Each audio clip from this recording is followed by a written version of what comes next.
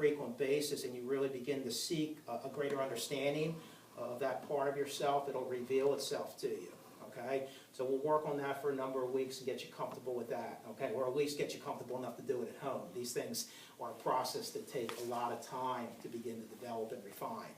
So I handed you out the sheet for Yang's 21, and this is, one of the most important Qigong sets that we'll be doing. So we're going to go over that now. If you didn't get a sheet, get one from me after class, okay? So we begin in Wu Ji, and I'll talk you through it. Make sure that you have enough room if you spread your arms out that you're not going to hit the wall or your partner or something, okay? Okay, put yourself wherever you're comfortable, okay? All right. You good? All right, okay. So from Wu Ji, take a few moments just to calm and center yourself at the lower dantian before you start. Think of the body, think of the self as always one unbroken Qi. Water works very well to create the visualization and the conceptualization of that. With the in-breath, we're going to extend slowly out through the crane heads to the corners till they get to shoulder height. Once at shoulder height, we're going to exhale as we seat both wrists so the palms are flat to Mother Earth. And with the in-breath, we're going to crisscross the right wrist over the left in front of the chest. And with the out-breath, we're going to relax the wrist down. With the in-breath, we're going to turn both palms towards us, keeping the wrists lightly touching so that the left palm will be closer to self. And with the out-breath, the hands will slowly separate as they descend downward. With the in-breath, the palms rise to the heavens, keeping the hands shoulders distance apart and the elbows down until you arrive at shoulder height. And with the out-breath, the arms expand slowly to the corners, keeping the back rounded, chest hollowed. With the in-breath, we roll the fingers in to create phoenix eye, guiding the energy into the pineal gland. And turning the palms to the heavens with the out-breath, we open the hands, and as we continue the out-breath, the elbows point downward to Mother Earth as the palms follow as they point downwards to Mother Earth, to shoulder height. And with the in-breath, we again turn the palms up, and we roll the fingers in, again creating phoenix eye, guiding the energy again into the pineal gland. And turning the palms to the heavens with the out-breath, we simultaneously press through the toes and through the palms. And with the in-breath, we crisscross the wrist and we lower ourselves through the feet so that the palms face away and the right wrist is closer to self. And with the out-breath, the wrist relax and descend downward to chest height. With the in-breath, we'll turn both palms towards us, keeping the wrist lightly touching so that the left palm is closer to self and the thumbs are chin height. And with the out-breath, the hands will slowly separate as they descend downward. With the in-breath, we're going to gently lay the right hand atop the left in front of the lower dantian so that the thumbs lightly touch and the fingers align over one another, creating what we call a mudra. And turning to your left with the out-breath, we'll shift the weight through the right foot as you turn to your left and breathe out. And coming into the center slowly with the in-breath, we begin to shift the weight through the left foot and exhale as we turn to your right.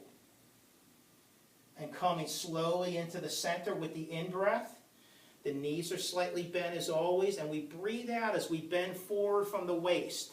Once the hands are at knee height, they separate and the palms turn down, and you continue your out-breath and you descend only to what you're comfortable with flexibility-wise.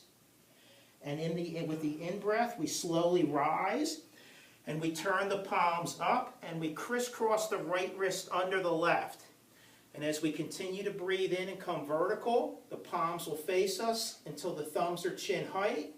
And with the out-breath, the left hand ascends to the heavens as the right hand descends to Mother Earth, and turning the palms in unison with the continuation of the out-breath. So the left hand should be above the crown, and the right hand at the lower dantian, connecting heaven and earth energy. You want your upper hand to face the other way, John. Yeah, that's it. There you go. And then with the in-breath, and then same with you, Rebecca, that hand has to face towards the chairs. You should feel much more comfortable there. And with the in-breath, you're going to turn both palms towards you. This time, the right wrist will be on the inside. And with the out-breath, the right hand begins to ascend to the heavens as the left hand descends to Mother Earth, turning the palms again in continuation with the out-breath. So think of this as the connection from heaven to earth, okay? So the palm above the crown is the connection to the heavens, and the palm at the lower dantian is the connection to Mother Earth, or yin. You had it right, John. There you go. And then with the in-breath, we'll turn both palms towards us so that the left palm is closer to self, and the wrist will intersect, and the thumbs will be at chin height. And you're simply going to exhale as the hands slowly separate and descend downward, where you'll take a breath in as you turn the palms down, and the out breath as you seat both wrists and you bring the hands back to what we call Wu Ji. Okay? So little by little, get more comfortable. Now that you have it written out for you, it'll make it a lot easier. So when you go home, at least you've done it a few times in here. And it'll be something that we do each and every class. But if you have it spelled out in front of you, it's going to be easier to trigger your memory, I think, once you've done it. And that'll get a little bit easier each time, okay? But, you know, where we seem to have confusion sometimes is people having their hand. This shouldn't feel comfortable, okay? This should feel more comfortable, okay? And then try to think of it as connection to heaven and connection to earth. This is the yin energy, the bottom one, and the top one is the yang energy. Okay? So we need to just loosen up the torso and the spine a little bit. So we're going to just use a very gentle Qigong exercise that we take from the 8 pieces of brocade, which I said like down the road we'll learn that as a health maintenance Qigong. So you have to make sure that you use your discernment on how far you bend forward and how far you bend back. And this is just a really nice, gentle stretch. It works with the kidneys also. Okay, anytime you're bending forward, you're opening the energy gates in the feet, and you're working with the kidney energy, and it's very, very beneficial to that, but it's very beneficial to open the spine up. When you bend forward, remember we said you have to be willing to at least change your perception or expand it. When you bend forward, you should have a visualization of the rear of the spine, each vertebrae opening. Okay? When you bend backwards, you should have an awareness of the front of the spine, each vertebrae opening. So when you bend forward, try to think from the very base of the spine, when you bend forward, each and every vertebrae is creating that opening at the rear of the spine. And then when you bend backwards, just the opposite. Okay? So use your discernment how far you bend. So you're going to put your feet in what we call a natural stance. So it's not as wide as shoulders distance, but the feet are definitely not touching. Okay? And the hands are in Wu Ji. Okay? So and the knees are slightly bent. You're going to take a breath in and breathing out as you bend forward from the waist and only descending down to what you are comfortable with your flexibility. Once you get down with what you're comfortable with flexibility-wise, continue to breathe, but now use your awareness to open the rear of the spine up. And then slowly come up as you're breathing in. And the hands are just going to go back to the sides in Wu Ji. And once you get vertical, just go rearward as you breathe out. Once you get to what you're comfortable with, hold the posture, but make sure you continue to breathe and only do what you are comfortable with. Feel the front of the spine open. And then come up slowly. And then bend forward from the waist as you breathe out.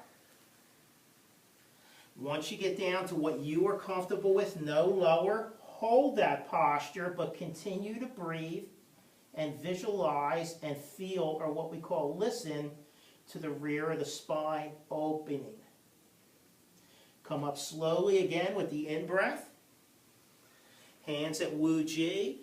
And then we'll go rearward as we breathe out, only going as far as you're comfortable with, if at all. Once you get there, hold that, but continue to breathe and work with the perception of the front of the spine opening. Come up slowly with the in-breath, just one more time, front and back. Breathing out as you go down. Again, only as far, if at all, as what you're comfortable with. Hold the posture, but make sure you continue to breathe. Rear of the spine opening. Come up slowly with the in-breath. Hands at Wu Ji. And then rearward. Going only as far as you're comfortable with. if at all, hold the posture, continue to breathe, awareness of the front of the spine opening, and then just come up slowly with the in-breath. Once you're up vertical, just breathe out and allow that energy to descend downward through the feet and deep into Mother Earth. Okay? Any questions on that? So very, very important that you don't descend any further forward than you are comfortable with, or you don't descend any far backwards. If you're not comfortable bending forward or backward, use your mind to create it. In other words, if right now physically your body's saying, I'm not comfortable bending forward or backwards, if you stand here like this and you visualize yourself doing that and visualize the rear of the spine opening as if you were going down, you're moving the energy like that, and you'll begin to perceive that it's actually occurring, okay? So like I said in the very beginning class, you know, if you want to change the experience, you have to be willing to change the perception, okay? Are there any questions thus far? Okay. We need to do a little bit of a rocking Qigong, because this has so many of the fundamental foundational essences of our art in it, and it's also a great warm-up, okay? And then once I get you more comfortable with this one, there's a lot of different rocking Qigongs that we're going to use, okay? And then we have a lot of review to do today. I realized that there probably were some people that weren't here when we covered these 180-degree turns, okay? Because I sort of noticed when we were coming from Pong Lu Jian in the single whip last week, it looked like some people weren't here to get that instruction on how to make that pivot. So I need to go over that and make sure that maybe those of us that weren't here have that, because you have that pivot in our form and you have one coming up in our form shortly. So it's going to be a very, very important point. Okay, so I'm going to keep this timer here, and let's get set if we would. Let's put our left foot out in front in a bow stance for our body frame, shoulders distance. I'm going to create the embrace the tree. So we're going to go over this very slowly because I want to continue to remind you and encourage you to work not only with the external aspects, but also the internal aspects. So we know when we're in this stance here, feet are shoulders distance for our body frame, the front foot straight ahead, the rear foot's at a slight angle, both knees are bent, the front knee's right over the foot. Think of the concept of transfer and release. Awareness of 60% of the way through the front foot, 40% through the rear. Embrace the tree. When you're rolling back, there's a lot going on besides what's just going on physically. We're just going to roll back and forth a little bit here so I can talk to you, and then we'll do the whole exercise. When you're in this position here, the front quad fold is closed. The rear quad fold is open. And now, when I roll the way back, the rear quad fold closes and the front quad fold opens. Remember, we've talked about that for weeks. This is one of the many awarenesses that's going on internally, but you have to be willing to explore it within yourself so you can begin to harmonize the internal and the external. So you're not just doing things on an external physical level.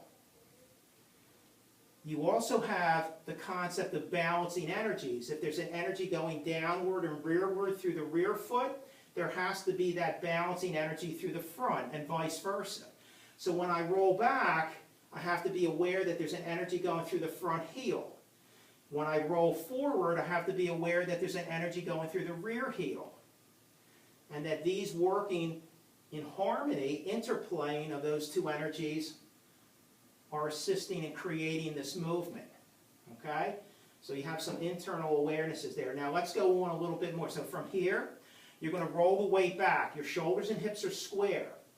You're totally seated. This is where you're distinguishing between substantial and insubstantial. So now you're substantial in the rear. As you turn just slightly, as if someone's just touching you lightly your right shoulder and you're yielding to that energy, the crane heads go outside the body.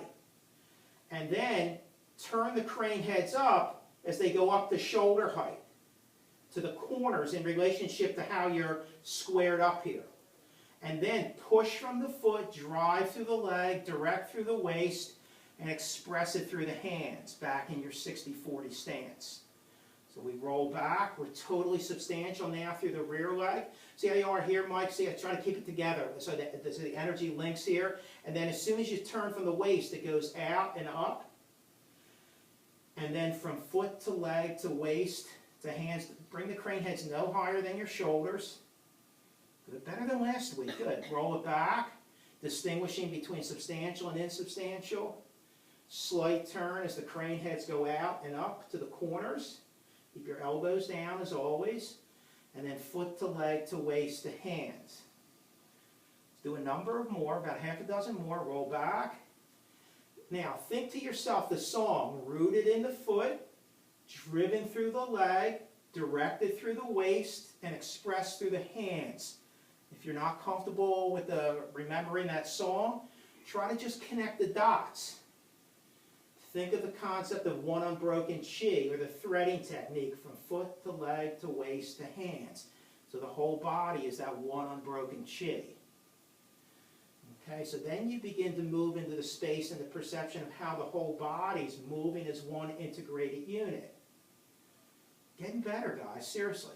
Try to bring it in like this, Joyce, as if your fingers are like magnets. Okay, so when you're getting ready to embrace the tree or hug that loved one, however you choose to perceive it, look how your fingers are coming in. That's it. There you go. Okay, 2 more, and then we'll switch up sides. Turn, and then rooted in the foot, driven through the leg, directed through the waist, expressed through the hands. One more time. Much better than last week, guys. Nice and fluid. It's getting much more continuous, okay? It's not as choppy and as broken as it was when we first started, okay? Take a moment if you should need, shake the hands and the feet out, and then switch up and put your right foot out in front when you're ready, okay? Get yourself in a good bow stance for your body frame, okay? Take and create the embrace the tree. Once you get more comfortable with the movement, we're going to synchronize the Buddhist breath with it. So for now, until you get comfortable, so it's not so overwhelming for you, just breathe naturally. Okay? So, same concept. Be aware of not only what's going on internally, but also what externally, so that you harmonize the two. And then to the left as the crane heads go up. And then from foot to leg, watch the crane heads are going a little high there, John. Make sure they don't go any higher than shoulder height. Okay? Totally seated and substantial through the rear leg there. And now as you're squaring up, the front quad folds closing, the rear one's opening. Make sure your shoulders and hips are square there when you start and stop, even though there isn't truly a start or stop.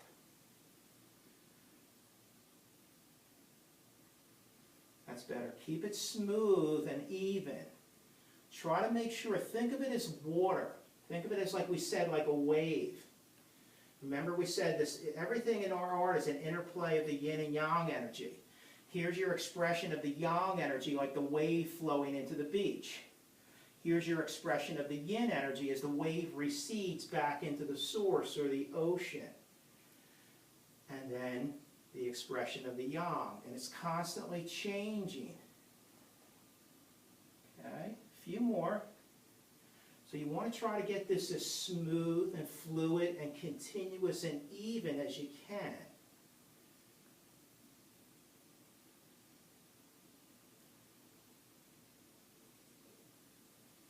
Just 3 more. Make sure that when you go up through your crane heads that you keep that back rounded and the chest hollow. Remember, every single alignment awareness that we've talked about since day 1 has to be incorporated into everything that you do.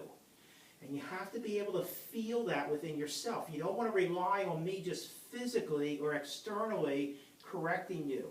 You want to get to the point where you can feel, by listening to your body, when it's not in its proper alignment to promote and encourage the movement of energy. Okay, you don't have to bring the hands too close, Mike. You can just bring them, about 6 inches apart here. But it's as if the fingers and the thumbs are energetically connected because in fact they are creating a circuit.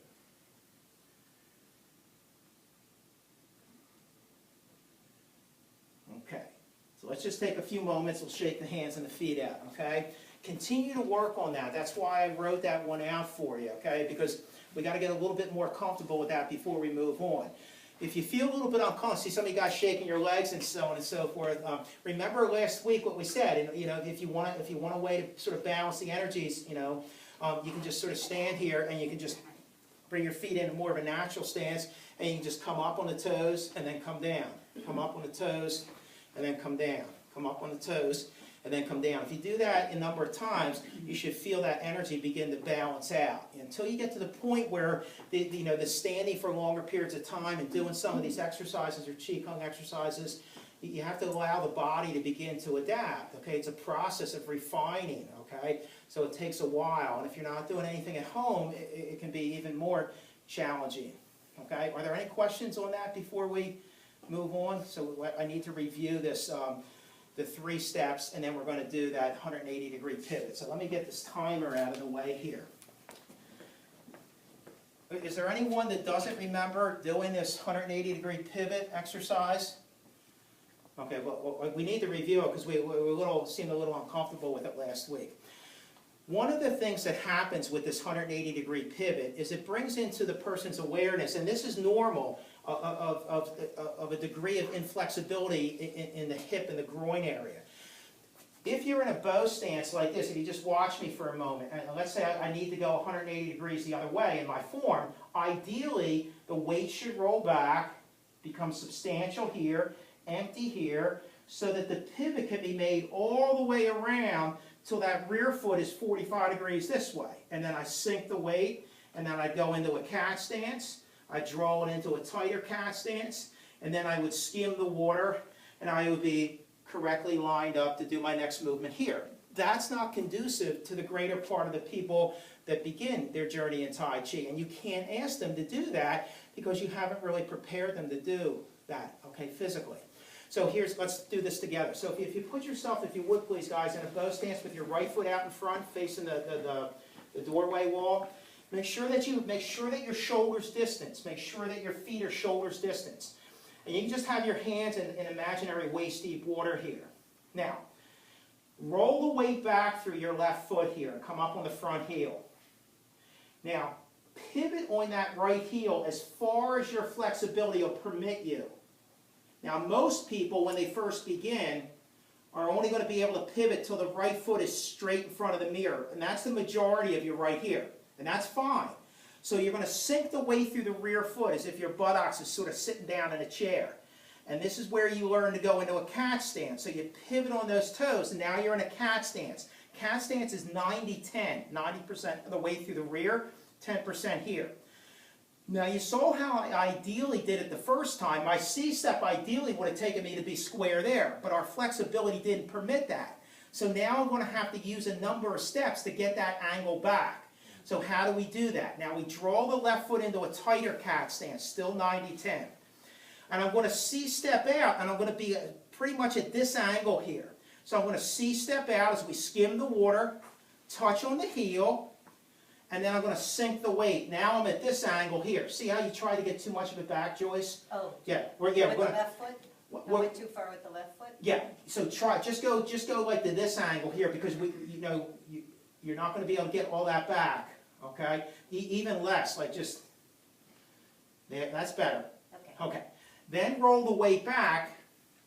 Make your pivot, and remember that the traditional C-step we're doing. Sink the weight, engage the quad, and C-step through. You're going to get a little bit more of that angle back now, not the whole thing, just a little bit more.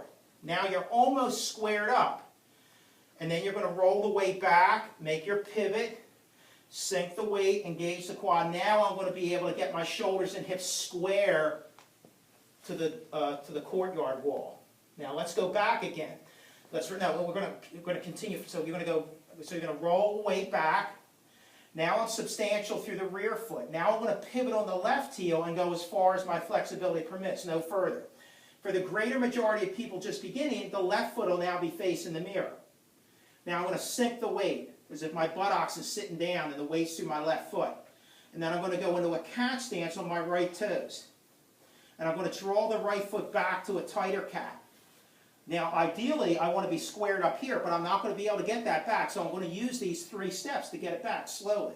So I'm going to C-step through and touch on the heel, and I'm going to sink the weight. Now I have a little bit of the angle back, just a little bit. And then I'm going to roll the weight back. I'm going to make us pivot. I'm going to sink the weight, engage the rear quad, C-step through, and I'm going to get a little bit more of that angle back. sink the weight, and then I'm going to roll the weight back. I'm going to make a slight pivot, sink the weight, engage the quad, and when I C-step through, I'll have my complete angle back and my shoulders and hips will be squared up to the doorway wall. So let's go back and do that again. So we're going to stay just like this. We're just going to keep going back and forth. Okay? So you're going to roll the weight back. Make sure you're totally substantial before you make the pivot. And then I pivot on the right heel. And let's say I only get as far as here, okay, which most people with their flexibility, that's what they permitted. Sink the weight through the rear foot and go into a cat stance on your left toes. And then draw it into a little bit tighter cat stance. Now don't try to get the angle all back at once. C-step out, touch on the heel, and sink the weight. Now I'm sort of like this. Okay, now roll the weight back. Make your slight pivot, sink the weight, and engage the quad. And then skim the water as you C-step through. And now I have a little bit more of the angle back.